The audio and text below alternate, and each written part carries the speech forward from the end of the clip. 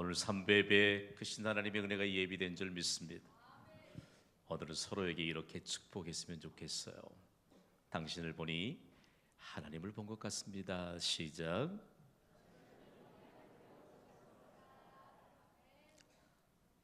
여러분을 보니 하나님을 본 것 같습니다. 오늘 하나님의 특별한 은혜가 3부 예배 위에 임한 줄 믿습니다. 저는 오늘 이런 질문으로 말씀의 문을 열려고 합니다. 여러분의 역사의 시작이신 하나님을 아십니까? 하나님이 역사의 시작이신 것을 모르는 수많은 사람들이 우리와 더불어서 이 세상에 살고 있습니다. 하나님이 역사의 시작이신 것을 모르는 사람들에게는 공통으로 드러나는 것이 있거든요. 헛된 일, 부질없는 일에 마음을 빼앗기며 삽니다. 로마에 가보신 분도 계시겠지만 로마에 가면 여행객들이 동전을 분수에 던지면서 소원을 비는 곳이 있거든요. 로마의 휴일이라고 하는 이 영화 때문에 유명해진 분수가 바로 트레비 분수입니다. 사람들이 그곳에서 오른손에 동전을 들고 왼쪽 어깨 너머로 분수에 동전을 던지면 소원이 이루어진다고 믿기 때문입니다. 참 흥미롭죠? 그런데 여러 가지의 이야기 가운데 흥미로운 내용이 있습니다. 오른손에 동전을 들고 왼쪽 어깨 너머로 첫 번째 동전을 던지면 로마에 다시 오게 된대요. 두 번째 동전을 던지면요, 사랑하는 사람과의 소원이 이루어진대요. 세 번째 동전을 던지면 그동안 이루지 못했던 어려운 소원들이 이루어진대요. 네 번째 동전을 던지면 어떤 일이 일어날 것 같아요? 너무 어렵습니까? 네 번째 동전을 던지면 지갑만 가벼워집니다. 여러분, 이거 헛된 일이에요. 부질없는 일이에요. 헛된 일, 부질없는 일에 마음을 뺏기는 사람들의 중심엔 역사의 시간이요, 복의 주관자이신 하나님이 계시지 않습니다. 복의 주관자이신 하나님 앞에 마음을 돌리는 자가 복 있는 인생을 살아가게 될 줄 믿습니다. 하나님이 역사를 시작하셨고 시작과 마침의 주인이 되시고 그분이 바로 복의 주관자이십니다. 오늘부터는 성경은 66권이잖아요. 편집된 단권의 성경인데 66권의 책 가운데 첫 번째 책이 바로 창세기라 제목이 붙어 있습니다. 오늘부터는 창세기를 함께 강해할 것입니다. 그런데 창세기는 먼저 우리가 앞서 이해해야 될 것이 성경은 모두 다 기록된 하나님의 말씀이라는 것입니다. 그 가운데 창세기가 바로 시작의 책인 것이죠. 모든 일의 시작이 누구로부터 비롯되었을까요? 하나님으로부터 비롯되었습니다. 창세기는 성경의 어느 책보다도 지난 인류 역사 가운데 지대한 영향을 끼친 책입니다. 창세기는 인류 역사를 통해서 생겨난 여러 가지 풍습들, 그리고 그동안 일어난 사건들이 도대체 어디로부터 근거를 찾아야 될까라고 하는 것에 대한 유일한 해답입니다. 창세기가 시작의 책입니다. 창세기가 시작의 책인 근거인 증거를 창세기에 빼곡하게 기록하고 있습니다. 천지 만물의 시작이 하나님께 있음을 창세기가 기록하고 있거든요. 인류의 시작을 기록하고 있고요, 결혼 제도의 시작을 기록하고 있습니다. 죄의 시작도 기록하고 있고요, 구원의 시작도 기록하고 있습니다. 예배의 시작도 기록하고 있고요, 참 끔찍한 살인의 시작도 기록하고 있습니다. 문화의 시작도 기록하고 있고요, 홍수 심판의 시작도 기록하고 있고요, 더욱이 하나님과 우리 사이의 언약의 시작도 기록이 되어 있습니다. 지금 여러 나라로 나뉘어져 있잖아요. 그리고 형성이 되어 있는데 이 열국의 시작도 창세기에 기록되어 있습니다. 더 중요한 거, 요즘 같으면 언어 때문에 얼마나 많은 사람들이 수고를 해야 되는지 몰라요. 여러 언어의 시작이 바로 창세기에 기록이 되어 있습니다. 그리고 선택의 시작이 창세기 기록이 돼 있고 믿음의 시작도 기록이 돼 있고요. 그리고 하나님이 이스라엘 백성들을 선택하셔서 모든 나라 백성들을 다 하나님이 통치하신다는 사실에 대한 시작도 창세기에 기록되어 있습니다. 여러분 놀랍지 않습니까? 모든 일의 시작이 창세기, 즉 성경의 맨 처음 책인 창세기에 기록됐습니다. 여러분이 한번 여쭤볼까요? 창세기에 기록된 모든 시작이 허구일까요? 아니면 역사적인 사실일까요? 역사적인 사실입니다. 놀라운 사실이에요. 그렇다면 역사의 시작이 누구로부터 임하였는가? 바로 하나님으로부터 역사가 시작되었다는 것입니다. 그래서 하나님 없이는 인류의 시작도 없고 진행도 없고 종말도 없습니다. 더 중요한 건 인류 역사의 시작이 바로 우리의 개인의 역사의 시작이라는 사실입니다. 우리가 하나님 없이 어떻게 우리의 인생이 시작됐나요? 우리가 어떻게 하나님 없이 우리의 인생이 지금 진행되고 있습니까? 더욱이 우리의 인생의 종말도 역시 하나님으로부터 온다는 사실입니다. 이 놀라운 사실을 전 세계 온 인류가 인정하고 있습니다. 역사의 시작이신 예수님이 창조주이시거든요. 여러분 믿습니까? 그분이 바로 역사의 시작이신 하나님이십니다. 우리가 오늘은 시간이 여의치 않기 때문에 우리가 믿는 하나님은 삼위일체 하나님이십니다. 성부, 성자, 성령 이 삼위 하나님이 한 분 하나님이십니다. 그런데 하나님이 역사의 시작이신데 인류 역사의 기원은 도대체 누구일까? 여러분 인류 역사의 기원이 예수님이신 것을 아시지요? 그런데 이 사실을 믿지 않는 자들도 다 인정하며 살거든요. 자, 인류 역사를 기원 전과 기원 후로 나눕니다. 기원 전은 어떤 시대지요? BC라고 일컫는데 이것이 바로 Before Christ, 예수 그리스도께서 탄생하지 이전의 시대를 말합니다. BC 300년이라고 표기하면 예수님이 탄생하시기 300년 전에 일은 것을 우리가 알 수 있지요. 다음으로 예수님이 탄생하신 이후의 시대를 우리가 통용하고 있는 서기입니다. 자, 서력 기원의 준말로 우리가 서기를 표기하는데 서기를 AD로 표기합니다. AD는 영어의 약자가 아니고요. 로마 제국이 세계를 지배할 때 로마 제국의 언어 바로 라틴어입니다. 그 의미가 우리 주님의 시대라는 것이죠. 그렇다면 올해는 몇 년도로 우리가 함께 통역하고 있나요? 아니 1부, 2부 예배는 올해가 몇 년도인지도 모르는 분들이 많이 오셨더라니까요. 다시 한번 물어볼게요. 올해가 몇 년도지요? 그럼 무슨 의미예요? 예수님이 탄생하신 지 2019년째 되는 해라는 것입니다. 아무도 저항하지 않습니다. 역사의 시작이신 하나님 예수 그리스도께서 역사의 기원임으로 말미암아 온 세계가 함께 인정하고 있는 것이죠. 오늘의 근거가 바로 역사의 시작이신 하나님께 있는데 그분이 바로 예수 그리스도이십니다. 창세기는 역사의 시작이신 하나님에 대해서 증거하면서 시작이 됩니다. 오늘 우리가 한 구절 읽었거든요. 그 이 한 구절에 얼마만큼 방대한 양의 하나님의 메시지가 담겨 있는지 모릅니다. 오늘 보면 창세기 1장 1절은 이렇게 시작이 되는데요. 창세기 1장 1절은 인류 역사상 최초로 하나님께 장엄하게 올려진 찬양입니다.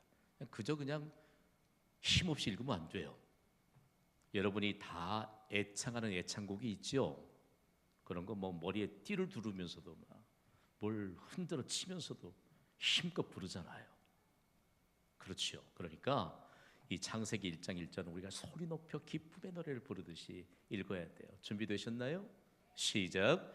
태초에 하나님이 천지를 창조하시니라. 아멘. 태초에 하나님이 천지를 창조하시니라. 매우 명확하게 기록되어 있습니다. 짧지만 창조주가 누구인가? 그리고 창조를 도대체 누가 했는가에 관한 내용을 명확하게 기록하고 있습니다. 그런데 이것이 사실이라는 것입니다.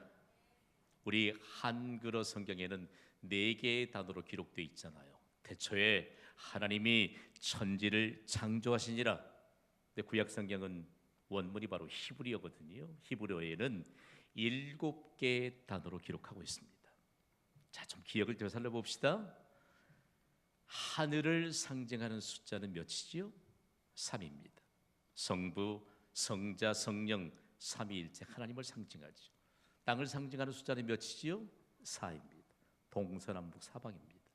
그러니까 하나님은 무소부재하시다, 안 계신 곳이 없다라고 하는 것인데, 바로 하늘과 땅의 숫자를 합하면 7이 됩니다. 7은 완전하신 하나님을 그대로 상징하는 완전수입니다.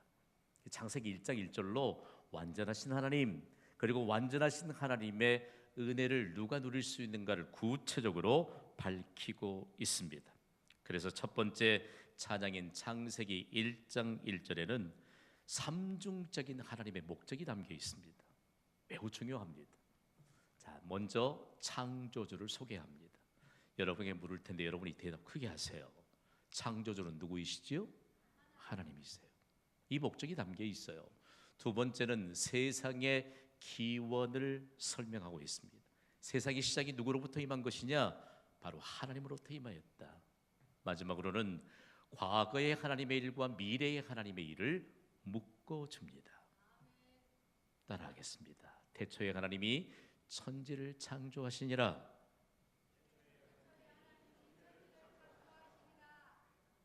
지금은 감이 열려있는 시각이 아니지만 감 떨어진 분이 너무 많은 것 같아요. 자, 우리가 하나님의 이름만을 불러도 과거에 이전에 하나님이 행하신 일들, 그리고 미래에 하나님의 일을 묶어주시면서 오늘 현재를 알게 하시고, 오늘 현재 하나님이 우리의 모든 과제를 풀어주시는 전능자시오 완전자이신 하나님의 은혜가 임하게 될 줄 믿습니다. 이것이 바로 삼중적인 하나님의 목적을 담은 창세기 1장 1절이 우리에게 얼마나 놀라운 사실을 가르쳐 주는지 모릅니다. 하나님의 삼중적인 목적은 이렇게 시작이 돼요. 함께 선포합시다. 태초에 하나님이. 자, 태초라고 말하면 조금 생소할지 몰라요. 구약의 원문이 히브리어에는 태초라고 하는 말을 버레시트라고 하는 단어로 기록하고 있거든요. 중요한 것은 영어 성경 번역본이 너무 잘 번역하고 있어요. In the beginning, 시작의 때라는 것입니다. 태초에라고 말할 때 시작의 때에 라고 하는 말씀이지요. 이 시작의 때라고 하는 것에 대해서 하나님은 우리에게 놀라운 사실을 가르쳐 줍니다. 시작의 때라고 하는 것은 무엇을 전제하고 있느냐? 바로 종말의 때를 전제하고 있습니다. 여러분, 제가 태초에 할 것이에요. 여러분은 종말에라고 외쳐주시면 돼요. 태초에 인류의 종말은 옵니다. 인류의 시작과 함께 종말이 오는데, 그 인류의 종말은 너무 멀리 생각하지 마시고 우리 개인의 역사로 대입하시면 돼요. 우리의 시작이 하나님으로부터 된 것임을 믿습니까? 우리 개인의 역사대로 종말이 오게 될 줄 믿습니다. 그러나 우리의 종말을 통해서 영원한 생명을 누릴 수 있는 영원한 즐거움의 근거이신 예수 그리스도께서 하나님의 생명이므로 내 안에 계십니다. 우리의 개인의 종말을 통해서 우리에게 영원한 생명, 영원한 즐거움을 보장해 주셨는데, 그 은혜를 바로 지금 오늘 우리가 누리고 있는 것입니다. 저를 좀 보셨으면 좋겠어요. 제가 오늘 예배자 여러분의 좀 얼굴을 좀 확인하고 싶어요. 어떤 분들은 그냥 좀 슬픈 표정을 하고 계신다면, 오늘 우리의 모든 슬픔을 기쁨으로 바꾸어 주실 분이 하나님이신 줄 믿으시면 아멘 하시기 바랍니다. 이 예배 때마다 일어나는 놀라운 하나님의 은혜입니다. 우리의 삶은 예배의 연장인 줄 믿습니다. 그래서 오늘 주일에 드리는 예배는 너무너무 중요해요. 시작의 주인 되시고 마침의 주인 되신 하나님이 오늘 바로 우리의 삶 속에서 함께 하시면서 이 내용들을 가르쳐주고 있거든요. 시작이 있다, 이제는 종말이 있다. 그러나 오늘 현재의 도대체 하나님이 어떤 분이신가라고 하는 사실입니다. 여러분, 모든 시작이 하나님께 있음을 믿습니다. 시작과 마침의 주인이 누구인가를 아는 것이 중요해요. 시작과 마침의 주인은 바로 하나님이십니다. 요한계시록 22장 13절에는 온 세상에 함께 살아가는 모든 인류의 고민 그리고 문제에 대한 해답을 완벽하게 주셨습니다. 우리 함께 읽어보겠습니다. 시작. 나는 알파와 오메가요 처음과 마지막이요 시작과 마침이라. 아멘. 창조주이신 예수님이 말씀하셨습니다. 자, 볼까요? 나는 알파와 오메가요. 신약 성경은요 헬라어로 기록이 됐거든요. 이 헬라어의 처음 철자가 알파입니다. 그리고 헬라어의 마지막 철자가 바로 오메가입니다. 그러면서 처음과 마지막에 관한 극단적인 이와 같은 단어를 통해서 총체적인 그리고 사실상 모든 것을 다 언급하고 있습니다. 이런 것을 통해서 상극법이라고 합니다. 양극단 사이에 있는 모든 내용을 부각시키기 위해서 극단의 두 내용을 언급하는 표현이죠. 우리의 모든 것 되신다. 여러분, 예수님의 이름을 부르면 시작과 마침의 주인 되신 예수님의 능력이 우리의 삶에 임하게 될 줄 믿습니다. 우리가 얼마나 큰 은혜를 누리고 있는지 몰라요. 우리가 그동안 불렀던 이름들, 가장 중요한 것은 예수님의 이름을 부르는 것만으로도 내게 역사의 시작이신 하나님의 자녀가 될 수 있는 구원의 은혜가 임합니다. 여러분, 이토록 큰 은혜를 하나님은 매우 단순하게 주시면서 모든 것을 다 섭렵하게 하신다는 말씀입니다. 그렇다면 예수님은 상급법을 통해서 자신이 친히 시작과 마침이 되신다는 사실들을 증거하고 있는데요. 예수님이 시간의 주인이시라는 사실들을 믿는 것과 예수님과는 어떤 관계가 있을까? 제가 알파와 오메가 할게요. 여러분은 시작과 마침이 되시는 예수님이라고 말씀해 주세요. 알파와 오메가. 그 예수님은 과거, 현재, 미래의 주관자이십니다. 지난 과거에 우리가 예수님과 함께 동행하지 못했다 할지라도 오늘 현재 예수님과 함께 동행하고 있다면 우리의 미래를 보장해 주실 줄 믿습니다. 그래서 우리의 인생엔 포기가 없어요. 과거와 현재와 미래의 주관자인 예수님이 내 안에 계시지 않기 때문에 사람들은 포기하고 만다는 것입니다. 이것이 과연 누가 부추기는 것이냐? 하나님의 일들을 그저 가진 방법을 다 동원해서 가로채는 사단이 배후가 돼서 계략을 펼치고 있다는 사실입니다. 또한 시작과 마침이 되시는 예수님은 모든 일을 완성하시는 전능자이십니다. 제자들이 예수님을 만나고 가르침을 받는데도 모든 일을 완성하시는 전능자이신 예수님 앞에서 고민하고 있습니다. 그때 예수님이 내 이름으로 구하는 모든 것을 내가 시행하리라라고 완전자이신 예수님, 전능자이신 예수님이 약속해 주십니다. 예수님의 이름을 부르십시오. 그리고 예수님의 이름으로 기도하십시오. 모든 일을 완성하시는 전능자이신 예수님의 능력이 나타나게 될 줄 믿습니다. 또한 예수님께서 시작하신 일은 반드시 끝을 맺으십니다. 또한 예수님께서 시작하신 일은 변경되거나 취소되지 않습니다. 그래서 우리 예수님을 향할 때 신실하신 하나님이라고 그렇게 우리가 부르잖아요. 믿을만하다. 그리고 정말 믿을만한 분인데 그분은 결단코 자신의 하신 약속을 변경하거나 취소하지 않는다는 것입니다. 그래서 요한이 반모섬에서 요한계시록 22장 13절에 주신 말씀을 받을 때 요한의 형편이 어땠나요? 요한이 로마 제국의 지배 아래서 에베소에서 복음을 전하다가 그 일로 인해서 로마 제국 위에 강제적으로 반모섬이라고 하는 곳에 유배를 당하게 됩니다. 예배도 빼앗겼지요. 그리고 일상의 모든 것을 다 빼앗겼습니다.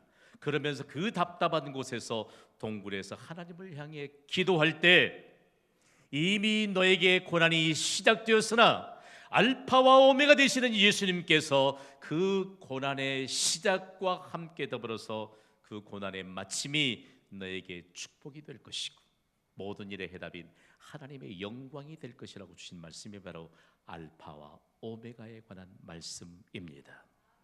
여러분, 우리에게 고난이 다가와도 문제될 거 없어요. 알파와 오메가 되시는 예수님이 우리의 이미 시작된 고난도 영광스럽게 그리고 축복으로 해결해 주실 줄 믿습니다. 이것이 예배 때마다 믿는 자들에게 얼마나 강력한 하나님의 능력으로 나타나는지 모릅니다. 이 큰 복을 우리가 받았어요. 그러면서 이 창세기 1장 1절을 통해 삼중적인 하나님의 목적을 부여하신 하나님께서 다음으로 이렇게 말씀하세요. 천지를 창조하시니라 라고 말씀합니다. 여러분, 창조하시니라 라고 말할 때 여러분이 히브리 단어 하나만 말씀해 주실래요? 빠라라고만 말씀하시면 돼요. 창조하시니라. 그래서 하나님을 일컬어서 빠라의 하나님이라고 합니다. 하나님은 모든 것을 창조하셨습니다. 하나님이 천지를 창조하셨다고 했는데 하늘과 땅은 극과 극이죠. 하늘은 가장 높은 곳입니다. 땅은 가장 낮은 곳입니다. 그리고 하늘은 공간의 개념이지만 땅은 물질의 개념입니다. 그래서 우주 만물 속에 모두 포함된 모든 것은 하나님이 창조하셨습니다. 하나님께란 적용되는 단어가 있는데 그 단어가 바로 빠라입니다. 사람은 아무것도 없는 것에서 무에서 유를 창조해낼 수 없습니다. 그런데 사람은 무슨 제품을 제조할 수는 있죠. 여러분 혹시 창조와 제조를 혼돈하고 있지 않습니까? 여러분 앞에 그 꼽혀 있는 필기도구는요, 같은 것이 수도 없이 많아요. 이것을 일컬어서 제조로 만든 제조품이라고 합니다. 그러나 하나님의 창조는 달라요. 우리가 하나님의 창조로 인한 작품인 것을 여러분 믿습니까? 아니, 우리 어머니 아버지가 만드셨는데 천만의 말씀이에요. 하나님이 계속적으로 하나님의 형상과 모양을 닮은 존재인 인간을 계속해서 새롭게 만드십니다. 여러분이 만약에 여러분의 자녀들을 만드셨다면 다 키가 장대까지 커야 되잖아요. 그렇죠? 다 그냥 호리호리한 몸매를 가져야 되고, 그게 좋다는 게 아니고 요즘 추세가 그렇다는 얘기입니다. 그러나 그렇게 했나요? 갈수록 성형외과는요 문전성시를 이룬대요. 사람은 하나님의 작품이 아닙니다. 오해하지 마세요. 하나님의 의지대로 우리 모두를 하나님의 작품으로 창조하셨다는 사실들을 여러분 기억하시기를 바랍니다. 그러면서 이 빠라라고 하는 한 단어가 하나님이 과연 어떤 분이신가, 그리고 하나님께서 우리를 향해서 어떤 일들을 행하신가를 분명하게 가르쳐주고 있다는 말씀입니다. 그래서 온 세상의 모든 역사의 시작이신 하나님, 창조주이신 하나님을 창세기 1장 1절을 통해서 이렇게 장엄한 찬양으로 선포하는 것입니다. 우리 다시 한번 소리 높여 읽겠습니다. 시작. 태초에 하나님이 천지를 창조하시니라. 아멘. 여러분 이 사실을 믿습니까? 그렇다면 우리의 마음을 온전히 하나님께 돌려야 합니다. 하나님께 온전히 우리의 마음을 돌린 자들에겐 분명한 고백이 있습니다. 내게 있어서 가장 귀한 것이 무엇인가? 내게 있어서 가장 귀한 것이 무엇인가를 하나님께 고백할 수 있는 믿음이 있다는 것입니다. 우리 인생에 가장 귀한 것은 어떤 것일까요? 요즘 잘 사는 시대가 돌아와서 여러분이 집안에 꼭 감춰둔 보화들이 많을 것이라고 그렇게 짐작이 돼요.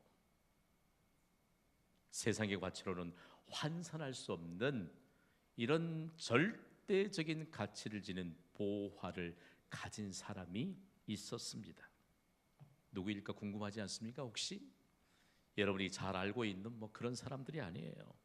1971년 7월 26일에 미국의 항공우주국에서 달에 발사된 아폴로 15호 우주선을 타고 네 번째로 달에 착륙했던 바로 우주인입니다. 그 사람의 이름이 바로 제임스 어윈입니다. 이 조종사가 얼마나 신실한 믿음의 사람이었는지 모릅니다.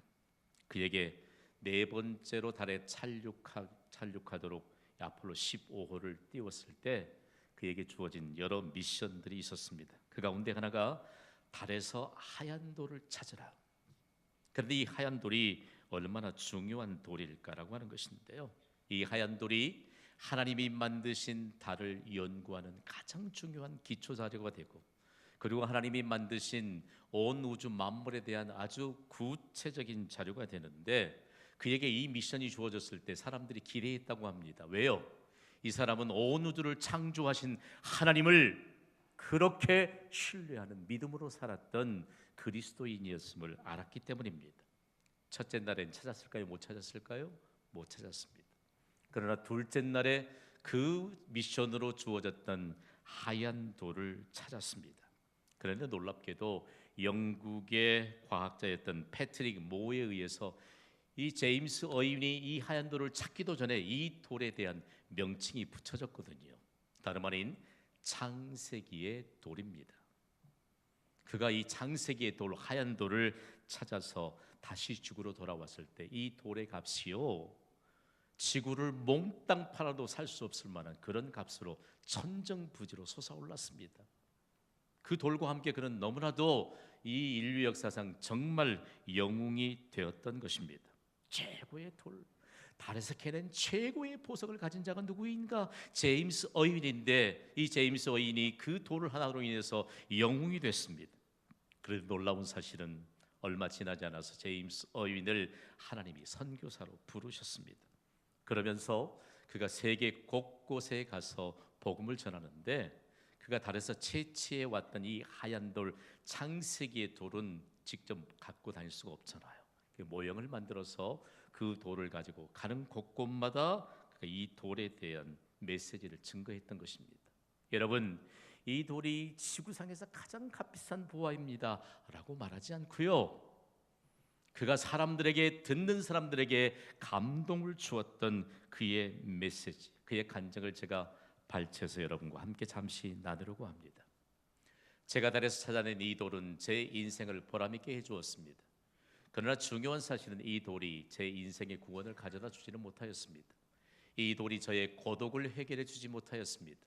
이 돌이 저를 죄에서 건져주지도 못하였습니다. 이 돌이 저를 죽음의 공포에서 구해내지도 못하였습니다. 그러나 저는 다행히도 우주 비행선을 타기 30년 전 어린 시절에 이보다 더 귀중한 보석을 이 땅에서 찾게 되었습니다. 성경은 이 돌을 산돌이요 보배로운 모퉁이 돌이라고 부릅니다. 그 돌의 이름은 예수 그리스도이십니다. 그의 간증은 감동적인데 계속됩니다. 제가 달의 표면에서 이 돌을 찾아낸 것보다 비교할 수 없는 보화는 예수 그리스도이십니다. 저는 보화이신 예수님을 그 무엇보다 사랑합니다. 사람들은 제가 달의 표면을 걸었다는 이유로 저를 영웅이요 위대한 인물이라고 부릅니다. 그러나 더 중요한 것은 예수님께서 이 땅에 친히 오셔서 이 땅을 걸으셨다는 사실입니다. 예수님을 구주로 믿는 자는 2000년 전에 이 땅에 오셔서 걸으셨던 예수님께서 내 인생의 여정에서 함께 걸어주십니다. 예수님은 어제의 약속이요 오늘의 힘이요 내일의 소망입니다. 그의 손에 들려졌던 그 값으로 환산할 수 없는 하얀 돌, 창세기의 돌은 세상 사람들이 그렇게 갖기를 소원하는 절대적인 가치를 가진 보화였지만, 그의 자랑은 그와 함께 계시고 그의 마음속에 있는 산돌이요 모퉁이 돌인 예수 그리스도이시라는 이 간증 들은 모든 사람들이 오늘 우리가 마음을 빼앗기고 있는 것이 도대체 무엇일까? 마음을 빼앗긴 채 가장 보배로운, 그리고 그 어떤 가치로도 환산할 수 없는 보화이신 예수 그리스도가 내 안에 계시는데, 내가 지금까지 내 인생을 포기할 뻔했고, 내가 지금까지 내 인생을 폄하했고, 그리고 나의 영화로운 인생이 보장된 미래를 향해 바라보지 못했고 나아가지 못했던 것을 그들이 참회하면서 구원의 길로 들어섰다는 사실입니다. 여러분, 예수님은 어제의 약속이요 오늘의 힘이요 내일의 소망인 줄 믿습니다. 그분이 역사의 시작이신 하나님이십니다. 이제부터 시작의 책인 창세기를 통하여 역사의 시작이신 예수님과 함께 소망의 길을 걷는 가장 가치 있는 인생을 사심으로 새로운 역사를 펼쳐가시기를 주님의 이름으로 축원합니다. 이 시간 우리에게 하나님이 천하보다 귀한 한 영혼들을 잠재적 신자로 작정하게 하시더니 벌써 300명에 육박하는